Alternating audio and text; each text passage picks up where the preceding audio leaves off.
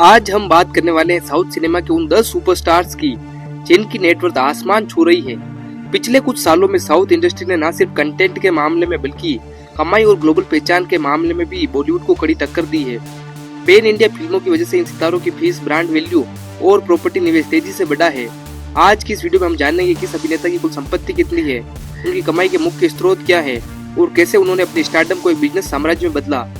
Number 10 पर आते हैं चिरंजीवी। मेगा स्टार चिरंजीवी दशकों से इंडस्ट्री में सक्रिय रहे हैं। उनकी नेटवर्थ लगभग 200 करोड़ रुपए के आसपास आकी जाती है। फिल्मों के अलावा वे राजनीतिक और सामाजिक गतिविधियों में भी सक्रिय रहे हैं। नंबर 9 पर है सूर्या।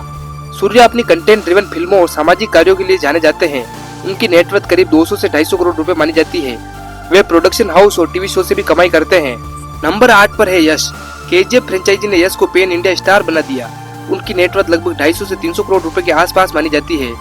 ब्रांड एडवर्टाइजमेंट और प्रोडक्शन इन्वेस्टमेंट उनकी आय के प्रमुख स्रोत हैं। नंबर 7 पर है थालापति विजय। तमिल सिनेमा के सुपरस्टार विजय की नेटवर्थ लगभग 300 करोड़ रुपए के आसपास मानी जाती है। उनकी फिल्मों की ओपनिंग जबरदस्त होती है और वे लगातार हाई फीस चार्ज कर रहे हैं। चेन्नई में उनकी लग्जरी प्रॉपर्टी और निवेश उनकी संपत्ति को मजबूत बनाते हैं। नंबर 6 पर आते हैं महेश बाबू। महेश बाबू लंबे समय से साउथ के सबसे भरोसेमंद स्टार्स में गिने जाते हैं। उनकी नेटवर्थ करीब 300 से 350 करोड़ रुपए आकी जाती है। वे फिल्मों के अलावा कई बड़े ब्रांड्स के चेहरे हैं और उनका खुद का प्रोडक्शन हाउस भी है। नंबर 5 पर आते हैं अल्लू अर्जुन। पुष्पा की सफलता के बाद उनकी ब्रांड वैल्यू कई गुना बढ़ गई है। 2026 में उनकी नेटवर्थ लगभग 350 करोड़ रुपए के आसपास मानी जा रही है। वे ब्रांड एडवर्टाइजमेंट से भारी कमाई करते हैं और हैदराबाद में उनका लग्जरी बंगला और कार कलेक्शन चर्चा में रहता है। नंबर 4 पर आते हैं प्रभास। बाहुबली के बाद प्रभास की फीस में जबरदस्त उछाल आया।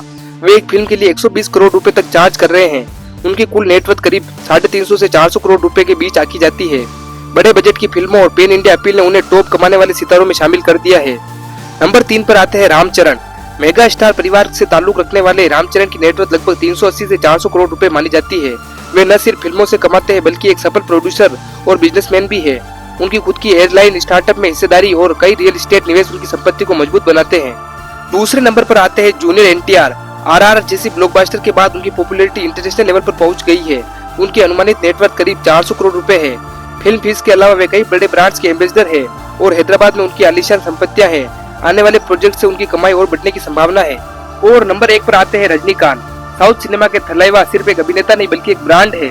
दशकों से सुपरहिट फिल्में देने वाले रजनीकांत की नेटवर्थ लगभग 450 करोड़ से 500 करोड़ रुपए के बीच आकी जाती है। उनकी कमाई का मुख्य स्रोत फिल्म फीस, प्रॉफिट शेयर और विज्ञापन है। वे एक फिल्म के लिए 100 करोड़ रुपए तक चार्ज कर चुके हैं। चेन्नई में उनकी लग्जरी प्रॉपर्टी और निवेश उन्हें इस सूची में शीर्ष स्थान दिलाते हैं। दर्शकों, अगर हम इस पूरी सूची का विश्लेषण करें तो साफ दिखता है कि साउथ सिनेमा अब सिर्फ रीजनल नहीं रहा बल्कि एक पैन इंडिया और ग्लोबल ब्रांड बन चुका है। इन सुपरस्टार की कमाई का बड़ा हिस्सा फिल्मों के अलावा advertisement, production house, real estate और बिजनेस निवेश से आता है। यही कारण है कि इनकी नेटवर्थ हर साल बढ़ती जा रही है। आज के एपिसोड में बस इतना ही। आप देख रहे हैं खबर मूवी। शुक्रिया।